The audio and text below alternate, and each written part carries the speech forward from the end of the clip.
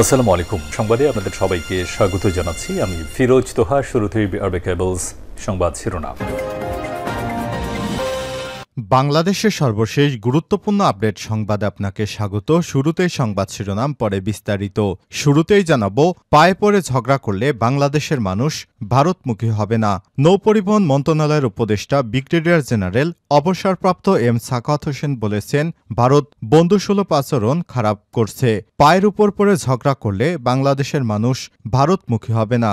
আজ দুপুরে চাঁদপুর আধুনিক লঞ্চ টার্মিনাল কাজের অগ্রগতি পরিদর্শন শেষে সাংবাদিকদের এক প্রশ্নের জবাবে তিনি এসব কথা বলেন। এরপর জানাবো, চিন্ময় দাসের পক্ষে আইনজীবী নেই, পেছালো চিন্ময় দাসের জামিন শুনানি।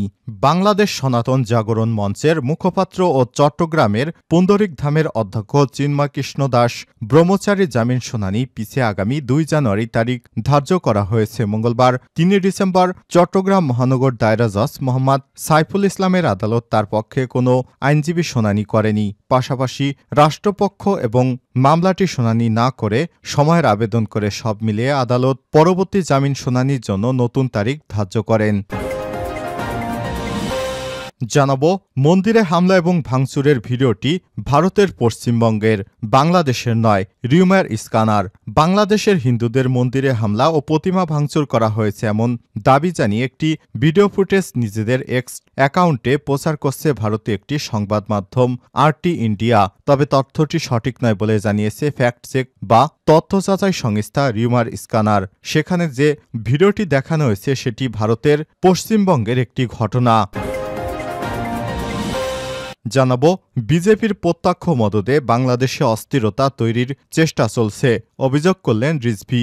বিজেপির প্রত্যক্ষ মদদে বাংলাদেশে অস্থিরতা তৈরির চেষ্টা চলছে এমন মন্তব্য করেছেন বিএনপির জ্যেষ্ঠ যুগ্ম মহাসচিব অ্যাডভোকেট রুহুল কবির রিজভী। এদিকে ভারত যতই হুমকি দিবে বাংলাদেশে ততই ঐক্যবদ্ধ হবে। ভারত যত হুমকি দিবে বাংলাদেশ ততই ঐক্যবদ্ধ হবে। মঙ্গলবার 3 ডিসেম্বর সকালে ঢাকা বিশ্ববিদ্যালয় মধুর ক্যান্টিনে আয়োজিত সংবাদ সম্মেলনে সার্বভৌম আন্দোলনের সংগঠকরা এমন মন্তব্য করেছেন। সংবাদ সম্মেলনে বলা হয়েছে, আগরতলায় বাংলাদেশের উপ হাইকমিশনে হামলার দায় এড়াতে পারে না ভারত সরকার। বাংলাদেশের ধর্মের কারণে কোনো সমস্যা সৃষ্টি হয় না, যা হয় রাজনৈতিক কারণে। দেশের সম্প্রীতির বন্ধন বিনষ্ট করতে ষড়যন্ত্র করছে ভারতের কিছু রাজনৈতিক নেতারা। এবং সর্বশেষ জানাবো, 2023 সালে সর্বাধিক দুর্নীতিগ্রস্ত খাত পাসপোর্ট এবং বিআরটিএ আইনশৃঙ্খলা রক্ষাকারী বাহিনী সংস্থা। 2023 সালে বাংলাদেশের সবচেয়ে দুর্নীতিগ্রস্ত খাতের তালিকায় পাসপোর্ট অফিস শীর্ষে রয়েছে বলে জানিয়েছে ট্রান্সপারেন্সি ইন্টারন্যাশনাল বাংলাদেশ টিআইবি। দুর্নীতিগ্রস্ত খাতের তালিকা দ্বিতীয় স্থানে রয়েছে বিআরটিএ এবং তৃতীয় স্থানে রয়েছে আইনশৃঙ্খলা রক্ষাকারী সংস্থা। এই 3 খাতে ঘুষ নেওয়া হয়েছে সবচেয়ে বেশি। আজ টিআইবি কার্যালয়ে অনুষ্ঠিত এক সংবাদ সম্মেলনে জাতীয় খানা জরিপ 2023 অনুসারে সব তথ্য জানিয়েছে সংস্থাটি। প্রিয় দর্শক, এতক্ষণ শুনছিলেন সংবাদ শিরোনাম, এবারে বিস্তারিত। তবে তার আগে বন্ধুরা, অনুরোধ থাকবে এই সংবাদটিতে একটি লাইক দিন। এই চ্যানেলে আপনি নতুন হয়ে থাকলে আমাদের সংবাদটি দেখতে দেখতে চ্যানেলটি সাবস্ক্রাইব করে রাখুন। কমেন্ট করে বন্ধুরা আপনার মূল্যবান মতামত জানিয়ে দিন আপনি বিশ্বের কোন দেশ থেকে বা বাংলাদেশের কোন স্থান থেকে আমাদের সংবাদটি দেখছেন এবং শুনছেন। এবারে বিস্তারিত। পায়ে পড়ে ঝগড়া করলে বাংলাদেশের মানুষ আর ভারতমুখী হবে না।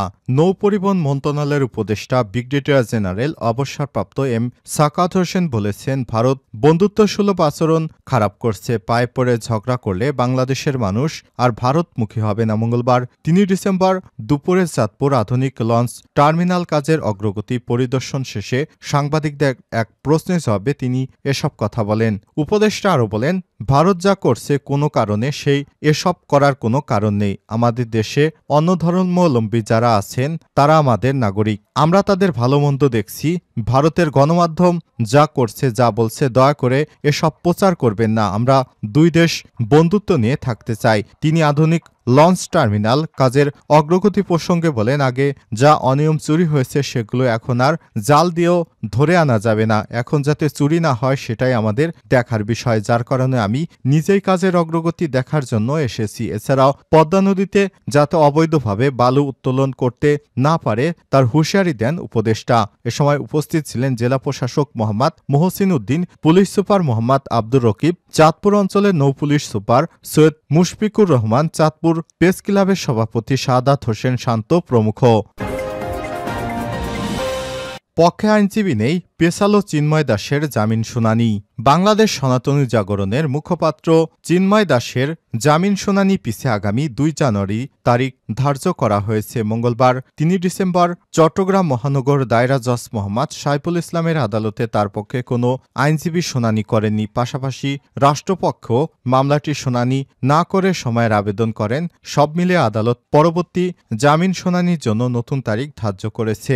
চট্টগ্রাম আদালতের সহকারী public prosecutor PP advocate Enamul Haque এসব তথ্য নিশ্চিত করেছেন। তিনি বলেন, আজ চিন্ময় দাসের পক্ষে কোনো আইনজীবী আদালতে উপস্থিত ছিলেন না। পাশাপাশি রাষ্ট্রপক্ষ শুনানির জন্য সময়ের আবেদন করেন। আদালত জামিন শুনানির জন্য 2025 সালের 2 জানুয়ারি দিন ধার্য করেছে। যেহেতু শুনানি হয়নি, এ কারণে আসামি পক্ষের উচ্চ আদালতে যাওয়ার কোনো সুযোগ নেই। আবার দায়রা জজ আদালতের অপেক্ষমান থাকার কারণে ম্যাজিস্ট্রেট আদালতও জামিন শুনানি করার সুযোগ নেই। গত 26শে নভেম্বর চিন্ময়ের জামিন আবেদন নামঞ্জুর করে আদালতে তাকে কারাগারে নেওয়ার সময় মুক্তির দাবি বিক্ষোভরত হাজার খানেক অনুসারীদের সঙ্গে সংঘর্ষ হয় পুলিশের। পরে ত্রিমুখী সংঘর্ষে কুপিয়ে হত্যা করা হয় সাইফুল ইসলাম আলিফ নামে এক রাষ্ট্রপক্ষের হাইকোর্টের আইনজীবীকে, যিনি সরকারি কৌশলী হিসেবে নিযুক্ত হয়েছিলেন সম্প্রতি। আইনজীবী আলিফ খুন এবং আদালত প্রাঙ্গণে পুলিশের উপর হামলা, গাড়ি ভাঙচুরের অভিযোগে পৃথক 2টি মামলা করেন তার বাবা এবং ভাই।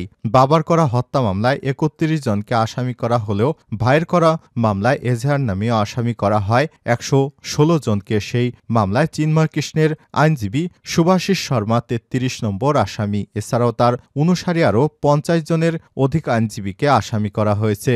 গত 25শে অক্টোবর চট্টগ্রামের লালদিঘি মাঠে সমাবেশ হয়। সনাতন জাগরণী মঞ্চ ব্যানারে ওই সমাবেশের অন্যতম উদ্যোক্তা ও মুখপাত্র ছিলেন চিন্ময়। এরপর বাংলাদেশ সনাতনী জাগরণ মঞ্চ, বাংলাদেশের সম্মিলিত সংখ্যালঘু জোট নামে 2টি সংগঠন বাংলাদেশ সম্মিলিত সনাতনী জাগরণ জোটের ব্যানারে কর্মসূচি পালন শুরু করে।